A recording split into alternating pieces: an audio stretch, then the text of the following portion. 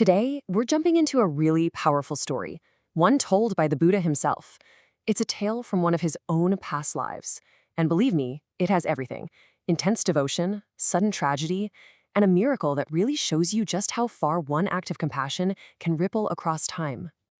So where does this incredible story come from? Well, our source is the Sūtra of Śyāma, preserved for centuries in the Chinese electronic Tripitaka collection. And what's amazing is that its lesson on compassion feels just as urgent and relevant today as it must have thousands of years ago. And this is really the central question we're going to explore. It's not just about a single good deed. It's about how our intentions, our virtue, how they can literally shape our destiny, not just in this life, but across many. So let's see how it all unfolds. Okay, so our story kicks off in a pretty unexpected place, not on Earth, but up in the heavens. The Buddha is telling this story to his followers, and it all starts with a very special being who's on the path to enlightenment, making a really profound choice. Now, before we go any further, there's this one key term we've got to wrap our heads around: bodhisattva. Think about it like this. Imagine someone who has reached the very door of ultimate peace, of nirvana, but instead of walking through, they turn back and say, you know what, I'll wait. I'm not going in until I can bring every single other being with me. It is the ultimate act of compassion, and it's the engine that drives this entire story. So from way up in what's called the Tushita heaven, this bodhisattva is looking down at the world, and he sees an elderly blind couple. They have this deep spiritual wish to go live in the mountains to practice and seek enlightenment. But of course, they can't. They're blind and vulnerable. Seeing this, the bodhisattva makes this incredible vow. He will actually choose to be reborn as their son for the sole purpose of taking care of them so they can fulfill their dream. And just like that, the vow is fulfilled. The story now comes down from the heavens and lands in a remote forest here on Earth. The bodhisattva is reborn as a boy named Śyāma, and let me tell you, he is not your average kid. The text describes him as the absolute embodiment of what's called filial piety, this deep, joyful devotion to his parents. He's kind, he's gentle, he's always smiling. And get this, at just 10 years old, Śyāma goes to his parents and says, hey, what about that dream you had? He convinces them that it's time. He insists he can take care of them. So after giving away everything they own, the three of them head deep into the mountains to live a simple, spiritual life. Now, you might think living in a forest would be tough, right? Nope, not for them. Because of Śyāma's incredible virtue, their little corner of the world becomes a paradise. The Sūtra says that even lions and tigers became gentle around them. Fruit was always ripe for the picking, and birds would literally sing songs just to entertain his parents. Their goodness was so powerful, it transformed the very world around them.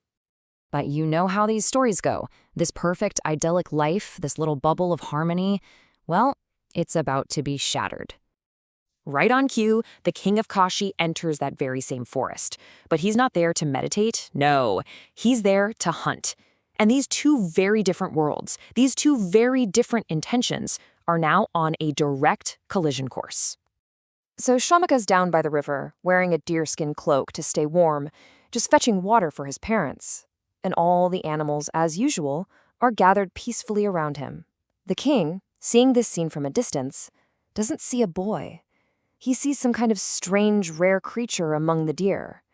He draws his bow, which is tipped with poison, and he makes a fatal mistake.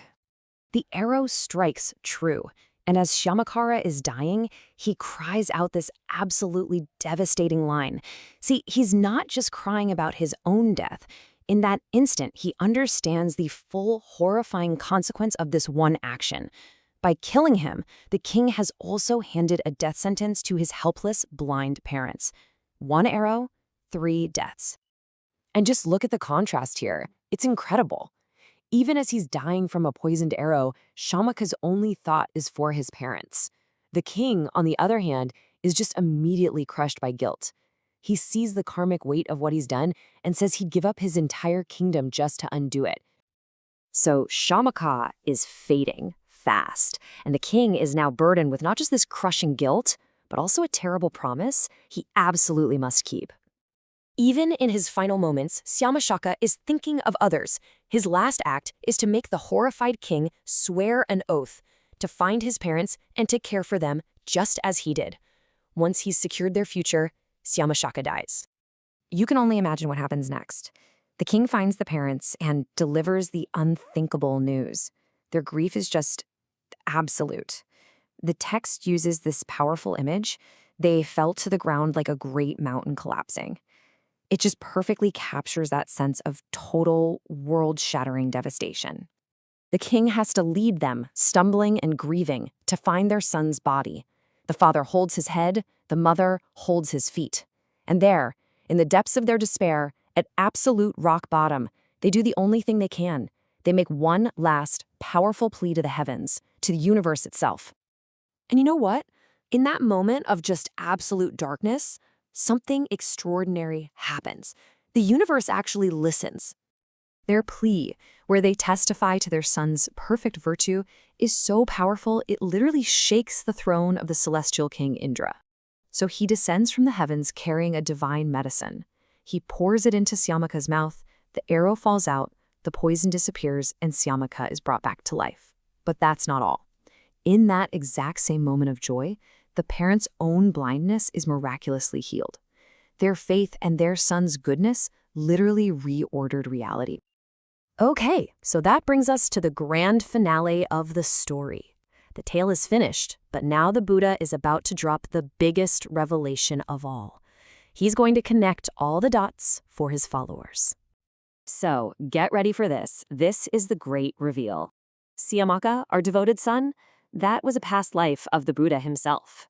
The blind parents he dedicated his life to, they were reborn as his own parents in his final life, Queen Maya and King Sūta. And the remorseful king who shot the arrow, he was reborn as Ananda, the Buddha's loyal cousin and his closest attendant. Every single relationship was carried forward, shaped by the events of that life in the forest. And right here is the ultimate point of the entire story.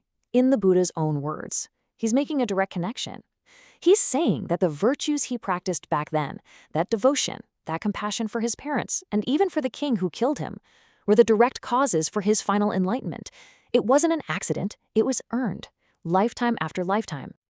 And that really leaves us with a pretty deep question to think about, doesn't it? This sutra isn't just a fascinating old story. It's meant to be a mirror. It suggests that our actions, our intentions, our compassion, they're not just isolated events that disappear.